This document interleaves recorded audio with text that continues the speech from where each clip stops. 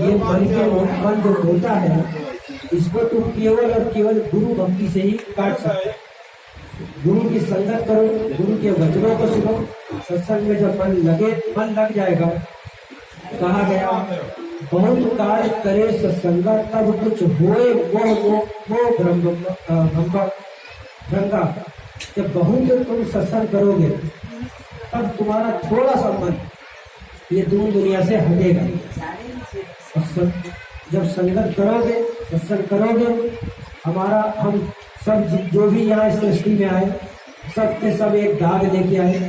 वो दाग तभी हटेगा जब हम नाम वेदी शब्द वेदी गुरु की संगत करेंगे।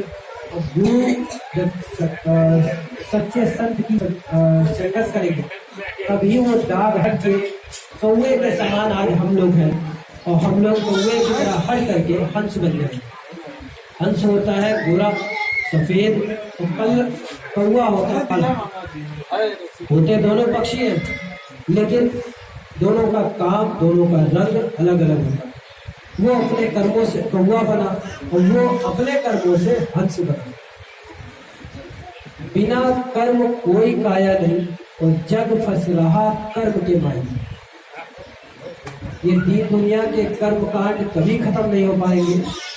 मन आपका अगर प्रभु की भक्ति में लगा रहेगा, ऐसे समझ लो जैसे एक पिता होता, या ऐसे समझ लो जैसे वर्मा जी है। अब वर्मा जी के जो पुत्र हैं, जो बच्चे हैं, अगर वो पिता के प्यारे बने रहे तो वर्मा जी ने जो भी कमाया वो प्यारे बच्चों को मिल जाएगा। लेकिन अगर बच्चे गलत संगत में पड़ गए तो वो दौलत उनको नहीं मिलेगी। ठीक वैसे ही गुरु महाराज ने कहा, अगर गुरु के प्यारे बन के रहोगे तो गुरु से मिली नाम की दौलत गुरु बरकत कर देंगे और नामदान ले लोगे और उसके बाद साधन ध्यान भजन में मन लग जाएगा। तो पहले गुरु के प्यारे बनो और गुरु के प्यारे बनने के लिए गुरु का दीवाना बनो। और गुरु का दीवाना बनने के लिए सबसे बड़ी चीज गुरु की संगत करो। गुरु आश्रम जाना सीखो। जब मौका मिले गुरु दरबार में पहुंचो, हाजिरी बराबर देते रहो। गुरु महाराज बताते थे कि हमने बहुत समाज में हम बढ़ के कोई तीर्थ गुरु महाराज ने नहीं छोड़ा। जितने भी तीर्थ है, गुरु महाराज की जो माता जी थी, माता जी ने बोला था कि अपनी पूरा जीवन उस प्रभु की खोज में लगा देना और विवाह मत करना। तो गुरु महाराज ने विवाह कभी नहीं किया और अपना पूरी जिंदगी उस प्रभु को पाने के लिए लगा दी। जितने भी चर्च थे, मस्जिद थे, मंदिर थे, गुरुद्वारे थे, जितने भी तीर्थ थे, सब में गुरु महाराज गए लेकिन कहीं वो अनामी महाप्रभु नहीं मिला। अंत में गुरु महाराज ने सोचा अब इस शरीर से कहीं कोई हमसे पाप ना हो जाए, तो इसलिए हमने सोचा कि इस शरीर को हम त्याग दें। गुरु महाराज एक झील के किनारे खड़े हो गए और इस शरीर को खत्म करने का विचार जब बना लिया, तभी अचानक गंगावस्था में एक आवाज आई कि अगर खोज सच्ची है तो वो प्रभु जरूर मिलेगा। उस दिन के बाद से गुरु महाराज ने कभी अपने शरीर को त्यागने का विचार नहीं किया। दादा गुरु महाराज ने, हम आप सभी प्रेमी भाई बहन सत्संगी जानते हैं, दादा गुरु महाराज गुप्त संत थे। गुप्त संत और प्रकट संत दो तरीके के संत होते हैं। गुप्त संत होते हैं कि हम आपके बीच में ही रहते, दीन दुनिया का काम करते, लेकिन कभी समाज में आके सत्संग नहीं करते। आपकी तीसरी आंख को खोल देंगे, आपको वहां तक पहुंचा देंगे, लेकिन सत्संग का काम वो नहीं करते। ये होते गुप्त संत। स्वामी जी महाराज, जिनकी तस्वीर यहाँ मंच पे लगी हुई है, स्वामी जी महाराज प्रकट संत थे। प्रकट संत होते कि समाज में आते, सेवा भाव करते, सत्संग सुनाते, लोगों को जागरूक करते। तीसरी आंख, तीसरा तुम जीवात्मा यहाँ बैठी जहाँ पुरुष टीका लगाते, देवियां बिंदी लगाती, वहीं पर ये जीवात्मा बैठी है। तो ये प्रकट संत जो गुरु महाराज थे, गुरु महाराज कंज गुरु थे। कंज गुरु क्या होते? कंज गुरु होते वो जिनकी ये तीसरी आंख खुली होती, वो होते हैं कंज गुरु। जिनकी तीसरी आंख नहीं खुली होती वो ना संत होते ना कंज गुरु कहलाते। सच्चा संत वो होता जो अंत तक आपका साथ देता है। गुरु महाराज कहते थे जब साधना करोगे, साधना करके जब घाट पे तुम आ जाओगे तो मैं तुमने अगर मुझे काली दाढ़ी में देखा तो काली दाढ़ी में तुम्हें ऊपर मिलूंगा, सफेद दाढ़ी में देखा तो सफेद दाढ़ी में तुम्हें ऊपर मिलूंगा, जिस रूप में तुमने मुझे देखा उसी रूप में मिलूंगा। गुरु महाराज ने नामदान दिया 5 नामों का। सभी का उन्होंने नाम बताया, सभी का आवाज बताई, सभी का रूप बताया, सभी का स्थान बताया। ऐसे समझ लो जैसे आप तो वर्मा जी को जानते हो। वर्मा जी की एक आवाज है, वर्मा जी का एक रूप है, वर्मा जी का एक स्थान है। हम आप जहाँ सत्संग कर रहे बैठे सुन रहे, ये स्थान हो गया। एक नाम, एक रूप, एक आवाज और एक स्थान। गुरु महाराज कहते थे हर एक चीज का एक नाम, एक आवाज, एक रूप, एक स्थान होता। तो जो 5 नामों का नामदान दिया, वो नाम तो हम नहीं कह सकते आपके बीच में क्योंकि आज्ञा नहीं है, तो वो 5 नामों का एक नाम, रूप, आवाज, स्थान, गाजे बाजे सब उन्हीं का सुमरण करके तुम वहां पहुंच सकते हो। गुरु महाराज कहते थे कि कहे गुरु वह घर चलो जहां काल न जा पावे, उस घर चलो जहां काल जा ही ना पाए, और ऐसे धाम में चलो जहां जन्म मरण से आजाद हो जाओ, मुक्त हो जाओ। माँ के गर्भ में दोबारा आने का ना मिले आपको। जितनी बार माँ के गर्भ में आओगे उतनी बार पिता बनोगे, उतनी बार बेटा बनोगे, उतनी बार भाई बनोगे, उतनी बार बहन बनोगे, उतनी बार दादा दादी, और उतनी बार जिए, उतनी बार मरे, उतनी बार ये घर जमीन दफ्तर बनाया। लेकिन इस बार गुरु की संगत करी, गुरु के शरण में आए, गुरु से ज्ञान लिया, आप अपनी ये खोली। अगर आप ये खोल नहीं पाओगे, जीते जी मर जाओगे, तो ये आप तो बंद हो गई क्योंकि शरीर छूट गया। अब जीवात्मा आगे कैसे जाएगी? तो जीवात्मा आगे ऐसे जाएगी कि जीवात्मा की भी एक आंख होती, एक कान होता, एक नाक होती। अगर वक्त रहते इस आंख को नहीं खोल पाओगे तो तुम्हारी जीवात्मा आगे का सफर तय नहीं कर पाएगी क्योंकि वो देख ही नहीं पाएगी। जैसे ये 2 मंजिल का फ्लैट हमारा, दूसरे मंजिल में हम आप सत्संग कर रहे हैं, अगर कोई हमारी आंखों को बंद कर दे और कहे जाओ नीचे तक उतर जाओ, तो हम आप सीढ़ी से नीचे नहीं उतर पाएंगे। आंख बंद करके तुरंत गिर पड़ेंगे क्योंकि देख ही नहीं पा रहे हैं। ठीक वैसे ही अगर ये जीवात्मा की आंख नहीं खुली तो ये शरीर में छूट जाएगा, तो उस धाम जहां से जीवात्मा उतारी गई थी, जहां से हम आप उतारे गए थे, वापस उसी धाम में नहीं जा पाएंगे। मकड़ी नीचे तो उतर गई, लेकिन उसी जाले को खा के उसको ऊपर जाना है, ये हम आप जा ही नहीं पाएंगे, और उस जाले को खा के वापस ऊपर हम नहीं जा पाएंगे। गुरु महाराज ने देखिए ताजधारी लोगों को बोला कि आप ताज पहन लो, तो जिन्होंने एक गुरु आदेश पर ताज पहना, उनकी भक्ति शबरी से छोटी नहीं थी।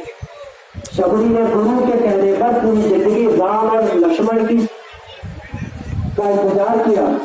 ये उसी तरह जितने लोगों ने ताज पहना, ताज होता है बोरा जिसमें हम आप सब्जी लेके आते, उनमें रंग का होता, जो वस्त्र हम आप पहनते उससे भारी होता, उससे ज्यादा गर्मी लगती, उसमें आप उसको पहन नहीं सकते, खुजली होती है, गर्मी लगती है, और अगर धो के डाल दिया तो वो सूखता भी नहीं है। जब नया घर बनता है तो पिलर बनाते हो, पिलर में तराई करते हो, पानी डालते हो कि ये मजबूत हो जाए, उसमें टाट बांध दिया जाता है कि ये पानी को सोख लेता है, और जल्दी सूखते में नहीं आता तो उसमें पानी पड़ा रहता है टाट में।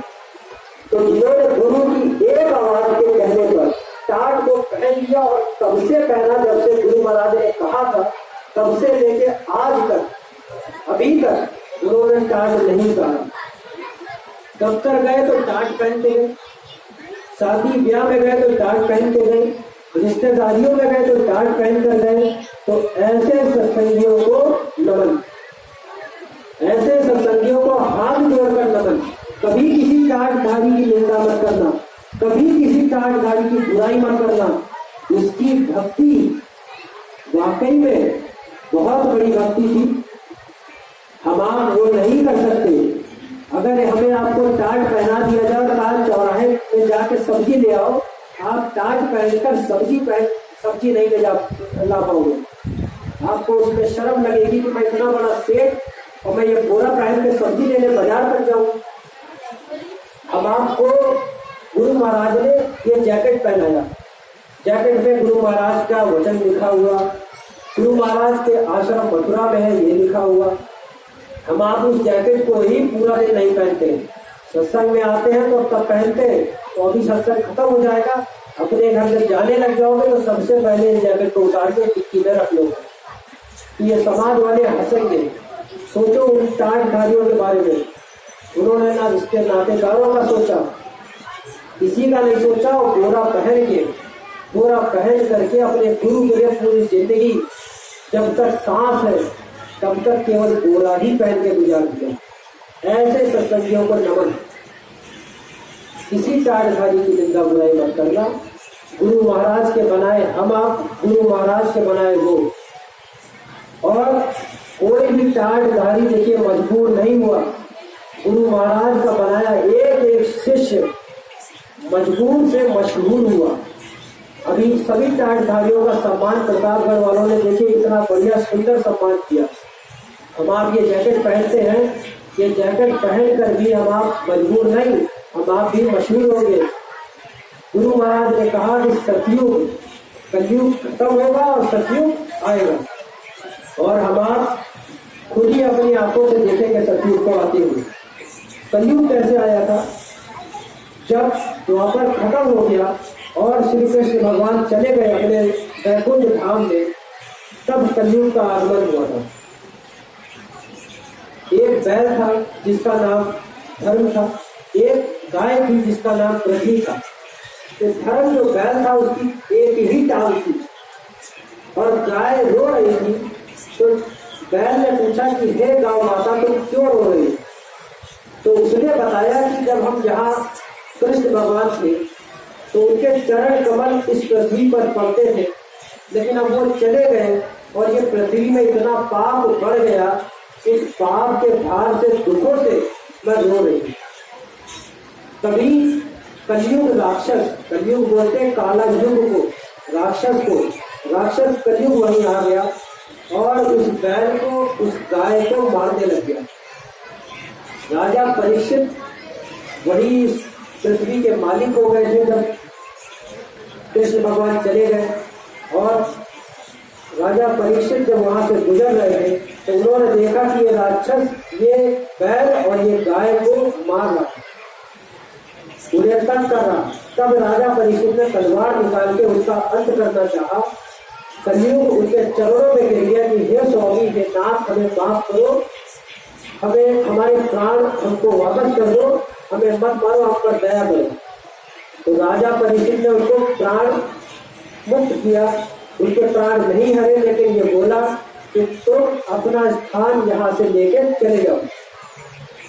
तो कलयुग ने कहा मुझे आपकी ये सृष्टि है, आपकी ये पृथ्वी है, मुझे कोई ऐसा जगह, कोई ऐसा स्थान दे दो जहाँ पे मैं वास कर सकूं। तो बोला जहाँ काम क्रोध मोह अहंकार, काम क्रोध मोह अहंकार जहाँ जहाँ होगा वहाँ पर इनका स्थान कलयुग का होगा। तो राजा परीक्षित का जो मुकुट था, राजा के मुकुट पहनते थे, स्वर्ण मुकुट के बीच में कलयुग यहाँ पे बैठ गया और राजा परीक्षित की इस फूल से ये कलयुग आया और ये कलयुग का आगमन उसी दिन से हुआ। जय श्री राम हम आप जो बोलते हैं, ये द्वापर में नाम जगाया गया। त्रेता में जब राम आए तब ये राम जय श्री राम नाम जगाया गया। उसके बाद द्वापर में श्री कृष्ण आए तो जय श्री कृष्ण जगाया गया। अब ये कलयुग का समय चल रहा, तो कलयुग में हमारे गुरु महाराज ने जो नाम जगाया, केवल और केवल ये नाम संत महात्मा के लिए बहुत शक्तिशाली होते। एक नाम वो जगा देंगे और उसी नाम का सुमिरन करके आपको इस लोक से उस लोक को जाने का मौका मिल जाता। तो हमारे अपने गुरु महाराज ने जो नाम जगाया वो नाम था जय गुरुदेव। और गुरु महाराज कहते थे अपने अपने घरों में इस जय गुरुदेव नाम के झंडे को लगा देना, और जिस जिस घर में ये झंडा रहेगा वो घर में काल कोई जंग नहीं मार सकता। गुरु का आशीर्वाद उस घर में उस बरकत में रहेगा। और ऐसे समझ लो कि कोरोना महामारी आई, लेकिन कोई भी सत्संगी, कोई भी प्रेमी उस बीमारी का शिकार नहीं हुआ। गुरु महाराज हमारे पूज्य वक्त के पूज्य महाराज जी ने आदेश किया कि ये जितने भी डेली वेज वाले ये जो मजदूर हैं, जो रोज खाने कमाने वाले लोग हैं, अब ये क्या करें। तो मथुरा से आदेश आया 3000, 5000, 10,000 खाने के पैकेट बनवाओ और वितरण कर दो, बंटवा दो, कोई भी भूखा ना सो पाए। हमारे पूज्य महाराज जी ने ये संकल्प किया, सभी संगतों में ये इशारा हो गया और हर संगत में ये हम आप सब देखिए कितनी बड़ी बीमारी चल रही थी, लेकिन हम आप सभी क्योंकि गुरु का आदेश था, सब लोग फील्ड पर उतर गए, जमीन पर उतर गए और भोजन वितरण करने लगे। अब क्योंकि कोरोना गाइडलाइन का फॉलो करना था, मास्क पहनकर सबने किया, लेकिन कोई भी कोरोना का शिकार नहीं हुआ। तो गुरु की मौज मथुरा से उठी और गुरु की आज्ञा का पालन हमने आपने किया। तो कहे गुरु वो धाम चलो जहां काल न जा पाए। तो कोई भी काल किसी भी सत्संगी को छू नहीं पाए। गुरु की मौत इतनी बड़ी होती। आप अपने गुरु को पहले तो सर्वशक्तिमान समझो, उसके बाद आप दुनिया वालों को बताओ। पहले भरोसा अपने गुरु पर खुद करो। बहुत से सत्संगी प्रेमी भाई बहन गुरु महाराज की तस्वीर घर में लगाते, साथ में बगल में देवी देवताओं की भी फोटो लगाते। तो जिस देवी देवता की फोटो तुमने गुरु महाराज के बगल में लगा के रखी, ऊपर जा करके देखो उनका स्थान सबसे नीचे और गुरु महाराज सबसे ऊपर। गुरु महाराज का ये जो मंच बगल में लगा हुआ, इस मंच के बगल में हम बैठे सत्संग सुना रहे हैं, और यहाँ बैठ के मैं नहीं समझता कि कोई झूठी बात मैं बोल सकता हूँ, क्योंकि मैं अपने गुरु महाराज के मंच के बगल में बैठा हूँ। एक छोटी सी कहानी हम आपको बताएंगे, मेरी अपनी ही जो मेरे घर में हुई। मेरी दादी 95 साल की थी और 95 साल में जब आई तो 23 दिन उन्होंने कुछ खाना नहीं खाया, खाने की इच्छा खत्म हो गई। एक समय ऐसा आया कि पानी ग्लास पे केवल पीती थी। एक समय ऐसा आया कि वो पानी भी चम्मच से पीने लगे। एक चम्मच पानी पिलाया, थोड़ा पानी गया, थोड़ा बाहर गिर गया, ये गाल से किनारे पानी टपकने लग गया। मतलब इशारा हो गया कि खाना तो अब आप खा ही नहीं पा रहे थे, अब पानी भी खत्म। तो कहने का मतलब वृद्धावस्था इतनी आ गई कि अब ये शरीर कभी भी छूट सकता। तो हमारी दादी ने ये बोला, आज शाम 7 बजे सब लोग खाना खा लेना और मेरी चारपाई को बदल देना। हमने, हमारे घर में जितने लोग थे, अगर घर का कोई बुजुर्ग ऐसा बोल दे तो भूख तो वैसे ही मर जाती है। थोड़ा थोड़ा सबने खाया और दादी के किनारे हम लोग सब बैठ गए। उनकी चारपाई सामने थी और किनारे किनारे कुर्सी डाल के हम सब बैठ गए और शरीर पूरा दादी का अकड़ गया, पूरा शरीर ठंडा हो गया। और हमारे पिताजी ने सोचा कि सवेरे सभी रिश्तेदारों को बता देंगे कि मेरी माता जी का प्राण निकल गया। लेकिन आखिरी बार जो मैंने पानी दिया था दादी को चम्मच से, उसमें मैंने मथुरा में जो प्रसाद जो ये रखा, ये चिरौंजी जो रखी है, इसी को मैंने उस पानी में ऐसे पीस दिया और मैंने दादी को दे दिया था। और वही प्रसाद काम आया। सवेरे 6 बजे दादी की आंख खुद ही खुली, आवाज उनके मुंह से खुद निकला कि हमें नहला दो। स्नान किया। दादी की एक आदत थी कि नहाने के तुरंत बाद आंगन में वो भजन ध्यान माला सुगरण करती थी। आधा घंटा उन्होंने भजन ध्यान सुगरण किया। उसके बाद दादी ने बोला, हमें बहुत भूख लगी है, खाना लेके आओ। दादी ने भोजन भी किया और उसके बाद दादी ने बताया कि कल हमारा शरीर छूट गया था और हम वहां उस धाम पहुंच गए थे